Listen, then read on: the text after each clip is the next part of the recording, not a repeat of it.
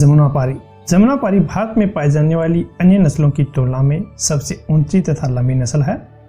यह उत्तर प्रदेश के इटावा जिला व गंगा यमुना चंबल नदियों के घिरे हुए क्षेत्रों में पाई जाती है। उत्तर प्रदेश का इटावा जिला इसका मूल स्थान माना जाता है।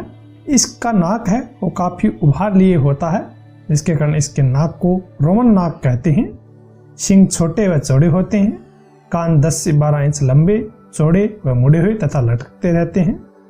इसके झांगों में पीछे की ओर काफी लंबे और घने बाल पाए जाते हैं। ये इसकी मुख्य विशेषता है। इसका शरीर है वो बेलनाकार होता है।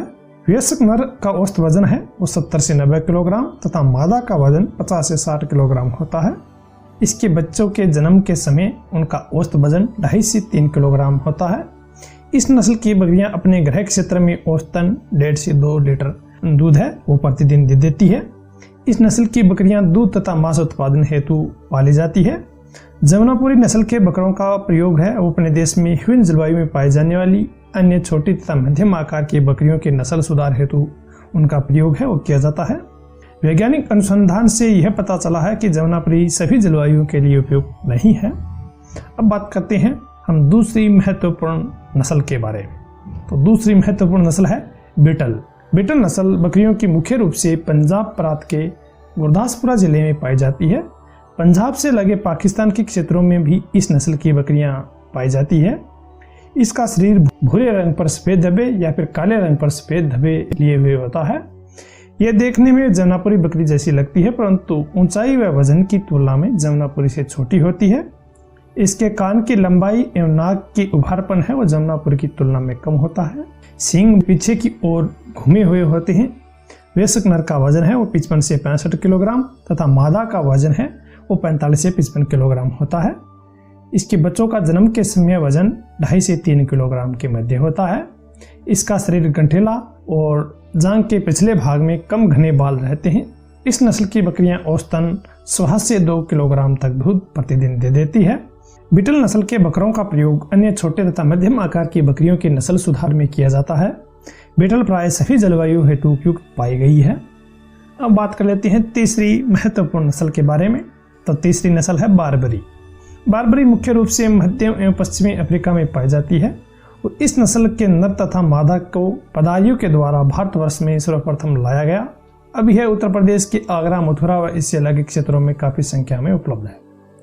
ये छोटे कद की होती है, परंतु इसका शरीर है वो काफी गठिला होता है और शरीर पर छोटे छोटे बाल पाए जाते हैं।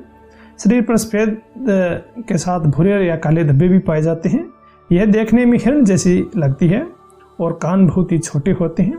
वयस्क नर का औसत वजन है वो 35 से 40 किलोग्राम तथा मादा का वजन है वो 25 से 30 किलोग्राम होता है। यह घर में बांधकर गाय की तरह भी रखी जा सकती है और इसकी प्रजनन क्षमता है वो भी काफी अच्छी होती है।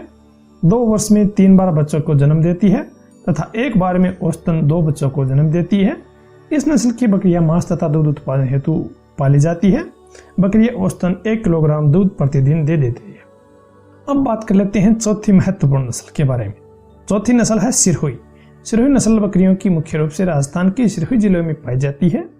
ये गुजरात एवं राजस्थान के सीमावर्ती क्षेत्रों में भी उपलब्ध है। इस नस्ल की बकरियां दूध उत्पादन हेतु पाली जाती है, लेकिन मांस उत्पादन के लिए भी उपयुक्त है। इसका शरीर गंठिला एवं रंग सफेद भूरा या फिर सफेद एवं भूरे रंग का मिश्रण होता है। पूंछ मोड़ा हुआ होता है।